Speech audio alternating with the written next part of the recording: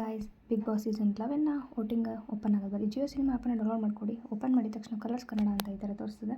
So colours Kannada ಮೇಲೆ click ಮಾಡಿದ್ರಾಗ ಸ್ವಲ್ಪ ಕೆಳಗಡೆ ಸ್ಕ್ರೋಲ್ ಮಾಡಿ. ಸೊ ಕೆಳಗಡೆ ಸ್ಕ್ರೋಲ್ ಮಾಡಿದಾಗ ನಿಮಗೆ ವೋಟ್, ಪ್ಲೇ ಆ್ಯಂಡ್ ವಿನ್ ಅಂತ ತೋರಿಸುತ್ತೆ. ಚೂರು ಕೆಳಗಡೆ ಹೋಗಿ, ಇಲ್ಲಿದೆ ನೋಡಿ, ಅದ್ರ ಮೇಲೆ ಕ್ಲಿಕ್ ಮಾಡಿ ವೋಟ್ ನೌ ಅಂತ. ಸೊ ವೋಟ್ ನೌ ಅಂತ ಕ್ಲಿಕ್ ಮಾಡಿದ ತಕ್ಷಣ ಒಂದು ಪೇಜ್ ಬರ್ತದೆ. ವೋಟಿಂಗ್ ನಿಮ್ಮ ನೆಚ್ಚಿನ ಸ್ಪರ್ಧೆಗಳನ್ನು ಸೇವ್ ಮಾಡಲು ಕೂಡಲೇ ವೋಟ್ ಮಾಡಿ. ಈ 6 ಕಂಟೆಸ್ಟೆಂಟ್ ಒಳಗೆ ನಾನಂತರೂ ಹನುಮಂತಣ್ಣ ವೋಟ್ ಮಾಡತ್ತೀನಿ. ನೀವು ಅವ್ರಿಗೆ ಸಪೋರ್ಟ್ ಮಾಡಿರಿ, ಗೆಲ್ಲಿಸ್ರಿ.